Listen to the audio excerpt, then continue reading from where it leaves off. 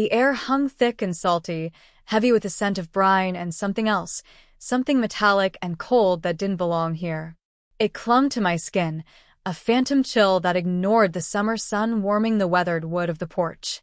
My fingers traced the familiar grain of the railing, rough under my touch, worn smooth by years of sea wind and careless hands. This house. It wasn't just wood and glass, it was the physical space of every deep breath I'd ever taken, every quiet moment of peace, every laugh that truly shook the foundations of my chest. It was the place where the noise of the world quieted, leaving only the rhythm of the tide, the cry of gulls, and the slow, steady beat of my own heart. Now, that rhythm felt frantic, a trapped bird beating against bone. There was a quiet thrumming beneath the surface, like distant thunder on a clear day, promising a storm I couldn't yet see, but could feel gathering on the horizon. My gaze swept the endless blue meeting the endless horizon, and a profound sense of dread, cold and sharp, pierced through the warmth. Something was terribly, irrevocably wrong. If this feeling resonates, if you've ever felt the ground shift beneath your feet, let me know where you're watching from and what time it is. And if you haven't already, please subscribe. It helps me more than you know to share these stories. Our life wasn't perfect, whose is? But it was ours. Built piece by piece, like this house built on the dunes, sturdy against the wind and waves. He was a builder, literally. Constructed things from the ground up. I was curated, isupose. I filled the spaces he built with life, with art, with the small, quiet details that made a house a home. We met young, built a business together, piece by piece. The kind of partnership where you finish each other's sentences, anticipate each other's needs. Or so I thought. This house was our dream. Not just a house, the dream. We bought the land before we could truly afford it, camped out on the empty lot, mapping rooms in the sand under the stars. Every nail hammered, every board laid, every window framed was a shared effort, a physical manifestation of our future together. It was the anchor, the place we returned to, salt-kissed and weary, when the demands of the world grew too loud. It was the promise we made to ourselves, solidified in mortar and wood. It was where we planned to grow old, watching the sea change color, our hands still finding each other in the quiet evenings. The first tremor was subtle. A missed call he was unusually defensive about. Late nights at the office that stretched into early mornings without explanation. A new, slick phone he guarded like state secrets. Small things, easily dismissed in the busy current of life. I told myself it was stress, the demands of the business. We'd always weathered storms together.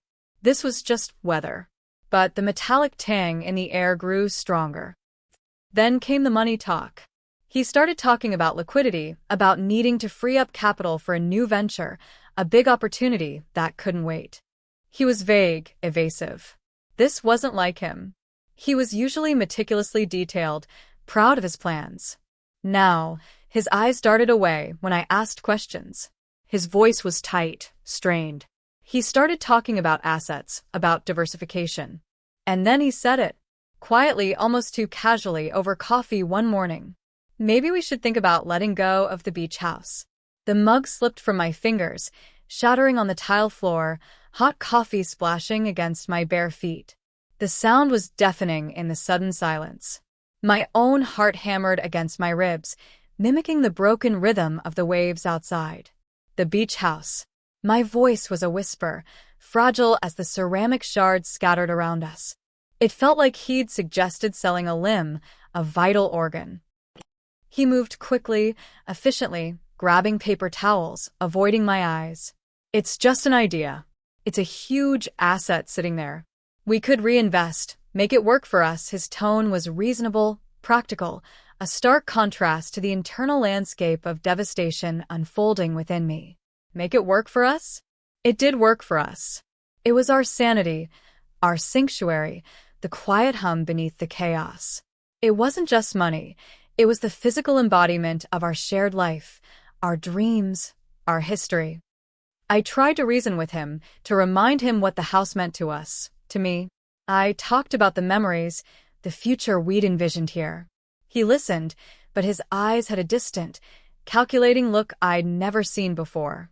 He nodded, agreed with everything I said, and then pivoted back to the numbers, the market, the opportunity. It was like talking to a wall, a cold, unfeeling structure where my words simply didn't penetrate. He became more insistent. The talk escalated from maybe to we need to. He started bringing home brochures from real estate agents, talking about listing prices, market value. He had an answer for every objection, a logical counterpoint to every emotional plea. He framed it as a necessary business decision, a sacrifice for our collective future. But the future he described felt hollow, stripped bare of everything that gave our life meaning. I felt a growing sense of unease, a deep, persistent ache in my gut that wouldn't subside. He was hiding something.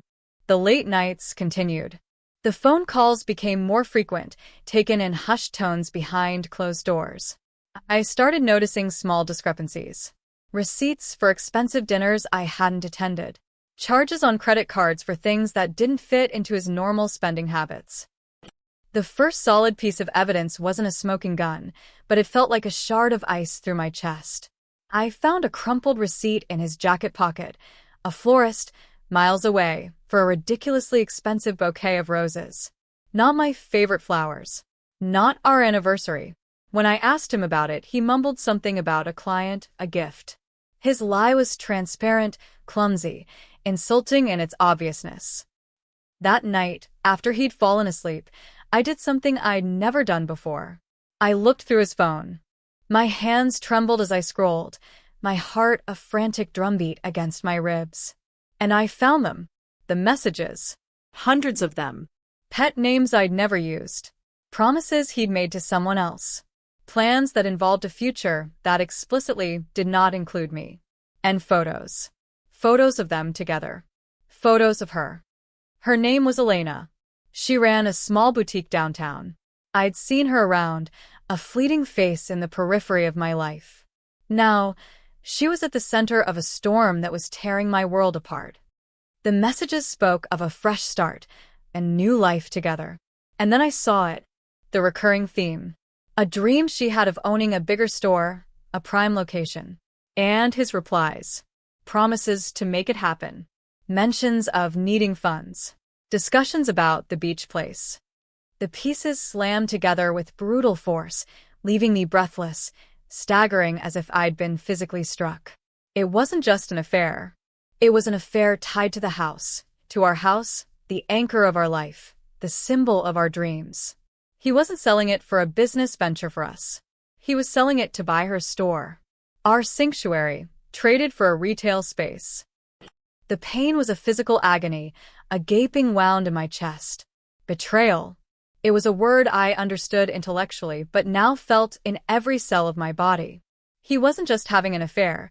He was dismantling our life, piece by piece, using the very foundations we'd built together to construct a new one with someone else. And the house was the cornerstone of his new life, built on the ruins of mine. I wanted to scream, to shatter everything in sight, but a cold clarity descended, sharp and unforgiving. Screaming wouldn't save the house. It wouldn't erase the betrayal. It would just give him the upper hand, show him how deeply he'd wounded me. I needed to think, to plan. I needed to fight, not with emotion, but with calculated precision. The day after I found the messages, he brought home the listing agreement. He wanted me to sign. He laid it on the kitchen table, the same table where we'd shared countless meals, made countless plans. His pen was poised, ready. He smiled, a tight, forced expression. This is a big step for us, he said. Us. The word tasted like ash in my mouth. I looked at the document, at the address printed neatly at the top. Our address, the beach house. My hand trembled as I reached for the pen. Every instinct screamed to rip the paper to shreds, to expose his lies, to unleash the fury raging inside me. But the cold clarity held me steady. Not yet. Not like this. I signed. My signature was shaky, almost illegible. He didn't seem to notice.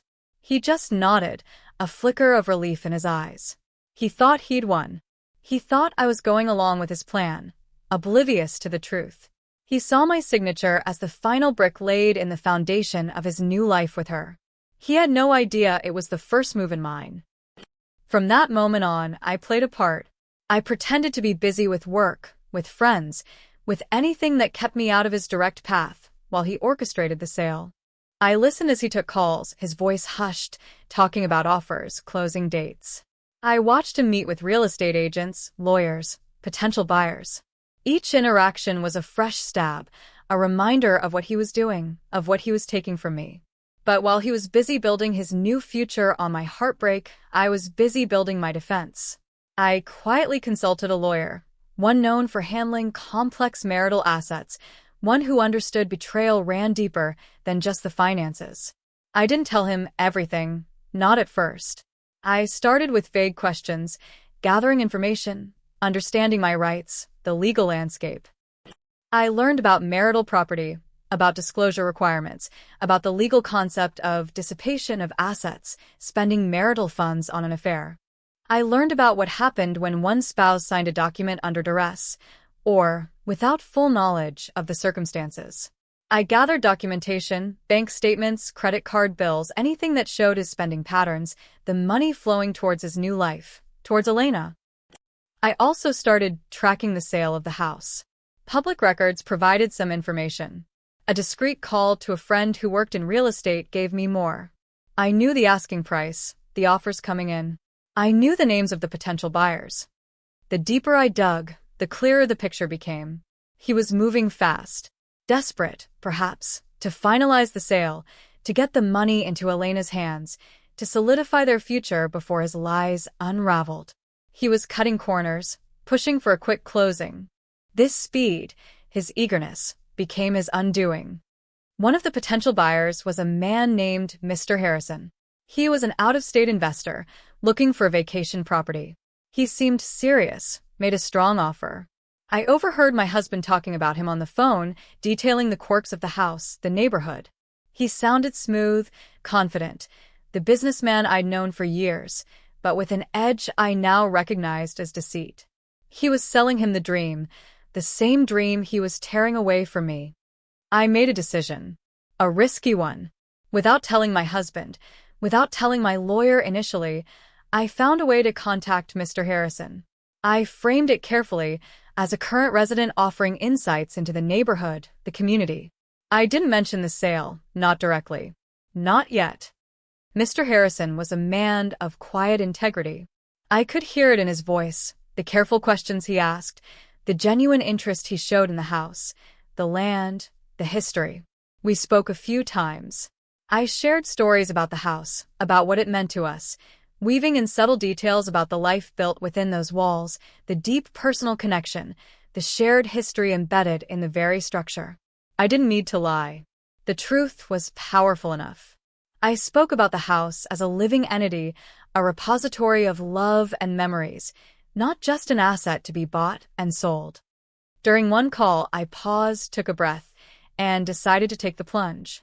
I mentioned, as if in passing, how difficult it was to let go of a place that held such deep personal meaning, especially when the decision felt sudden, unexpected.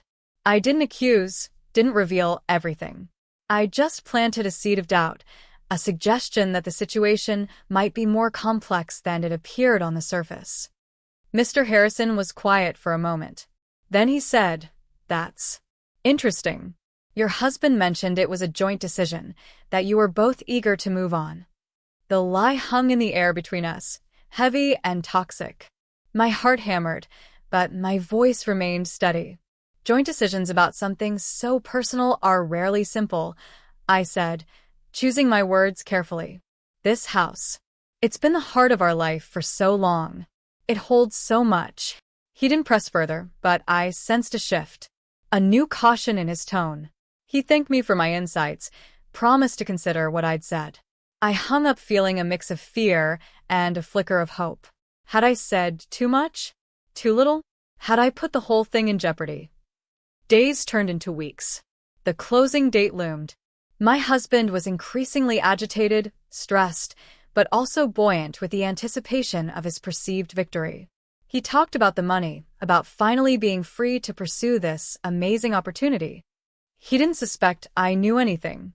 He saw me as the quiet, compliant wife, perhaps a little sad about leaving the house, but ultimately supportive of his grand plans. He was so wrong.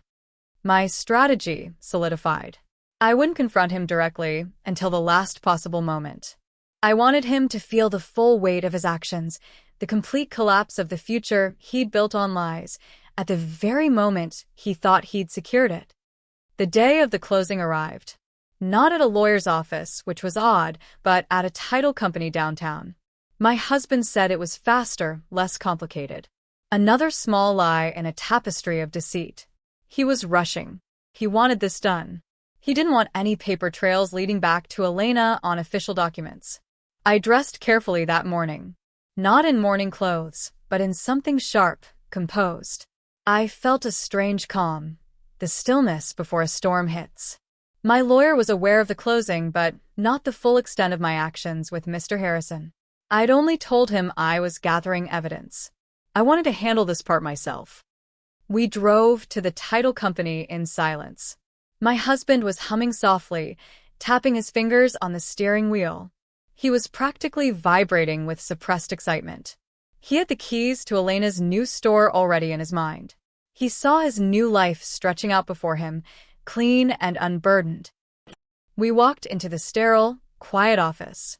The air conditioning was frigid, a stark contrast to the humid summer heat outside. The closing agent, a pleasant but impersonal woman, greeted us. And then I saw him. Mr. Harrison. He was sitting at the table, waiting. My husband's smile was wide as he shook Mr. Harrison's hand. Glad you could make it. Ready to make this official?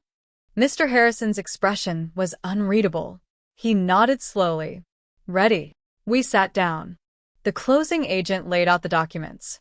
The deed, the settlement statement, the endless pages of legal jargon. My husband reached for his pen, his hand steady, eager. He was so close. The closing agent began to explain the process, her voice droning in the quiet room. My husband listened, nodding, his eyes occasionally flickering towards me, a hint of triumph in their depths. He thought I was just a passive observer, the wife who was signing away her memories, her dreams, her very home, unknowingly facilitating his betrayal. As the agent reached the point where the deed would be officially transferred, Mr. Harrison held up a hand. "Excuse me," he said, his voice calm, clear, cutting through the agent's practiced cadence. My husband paused, pen hovering above the signature line. "Yes, Mr. Harrison?" he asked, a touch of impatience in his tone. Mr. Harrison turned, not to my husband but to me. His eyes met mine, and in them I saw a flicker of understanding, a quiet respect. He spoke, his voice carrying a weight that silenced the room. "Before we finalize this transaction, there's something that needs to be addressed," he paused, looking directly at my husband now. "When I purchase a property, especially one that's clearly been a cherished home, I like to understand the full story." "I spoke with your wife." My husband's face, moments before flushed with anticipation, drained of all color. His eyes widened, darting from Mr. Harrison to me, a look of dawning horror spreading across his features. He opened his mouth, but no sound came out.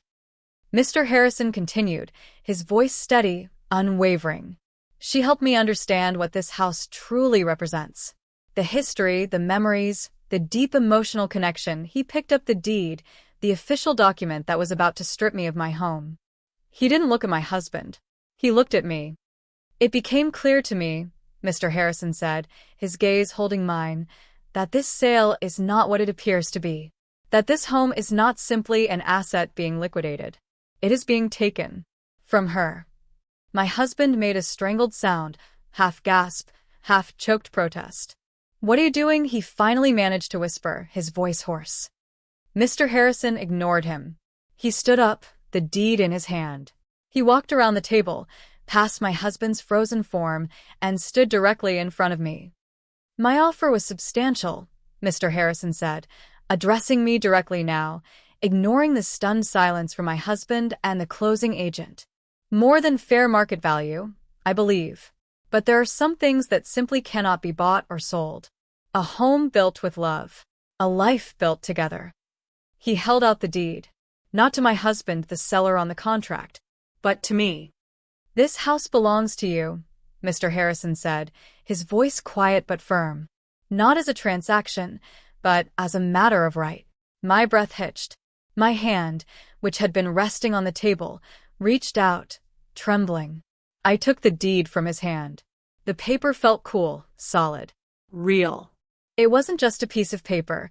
It was the physical manifestation of my victory, of the future he'd tried to steal, returned to me by a stranger who saw the truth. My husband stumbled back from the table, knocking his chair over with a crash. He stared at the deed in my hand, at Mr. Harrison, at me. His face was a mask of disbelief, of utter devastation.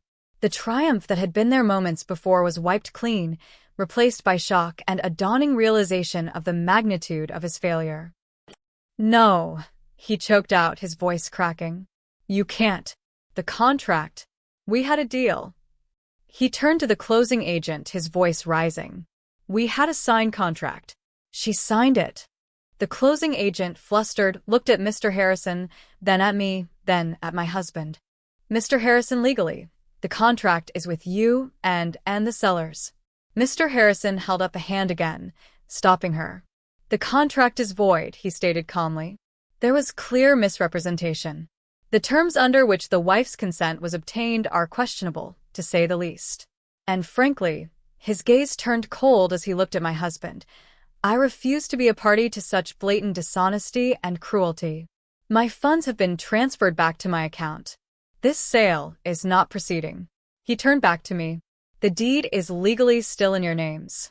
I suggest you take appropriate action regarding your husband's attempt to sell a shared asset without your full, informed consent, and under duress. He nodded at me, a respectful inclination of his head. "I wish you peace in your home." And with that, Mr. Harrison turned and walked out of the office, leaving behind a stunned silence that felt louder than any shout.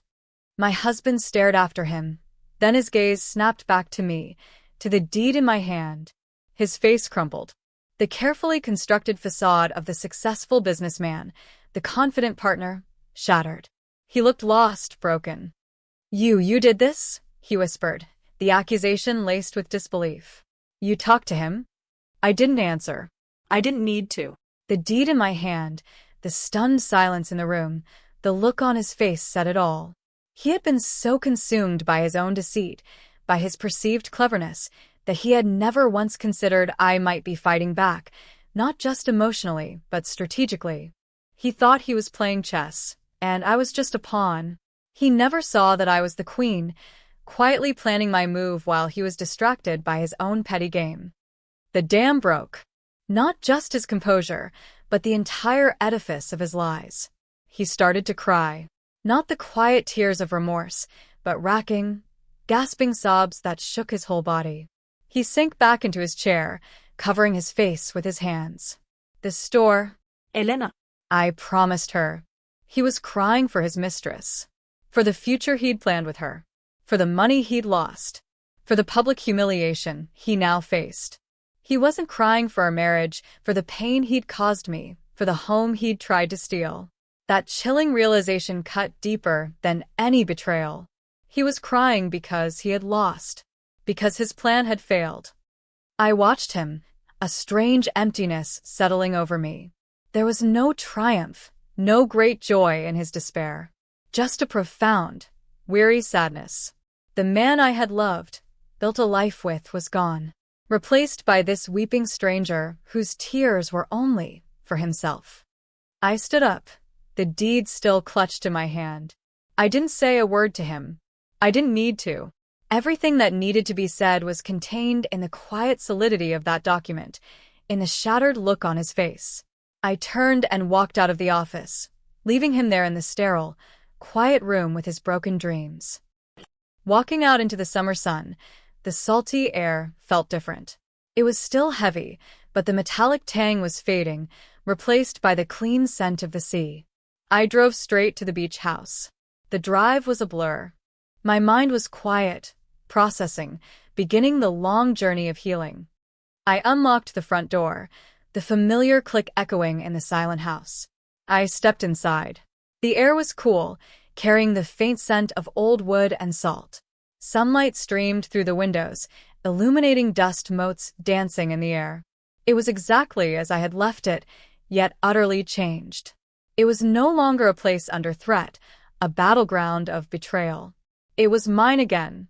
Ours, perhaps legally but morally, emotionally, undeniably mine. I walked through the rooms, touching the walls, the furniture, the objects that held so many memories. The worn armchair where we'd read together. The kitchen counter where we'd laughed over terrible cooking attempts. The bedroom window overlooking the ocean, where we'd watched countless sunrises. Each object was a whisper of the past, of the life we'd built and lost. I walked out onto the back deck, the one that faced the sea. The waves crashed against the shore, an eternal rhythm of coming and going, of erosion and rebuilding. I sat on the step, the warm wood grounding me. I held the deed in my lap, the official document confirming that this sanctuary, this heart of my life, was safe. It wasn't just the house he had tried to take. It was my past, my future, my sense of security, my very identity. And by some unexpected grace, some quiet act of integrity from a stranger, I had gotten it back. Not whole, not undamaged, but returned to my keeping. The future felt uncertain, raw. The marriage was over, irrevocably broken. The life I had known was gone. But I was standing on the solid ground of this deck, on the land I loved, with the deed in my hand. I hadn't won back a perfect life, free from pain. I had won back myself, my home, the possibility of building something new, something true, from the ruins. The waves continued their relentless march to shore, each one a reminder that even after things break, the world keeps moving, and life, in its own way, begins again. Here by the sea, I could begin to rebuild. If you've ever felt like you had to fight for something that was rightfully yours, something more than just a physical thing, I'd love to hear your version. Drop a comment with where you're listening from and what time it is. Thanks for being here. Subscribing helps bring more of these to life.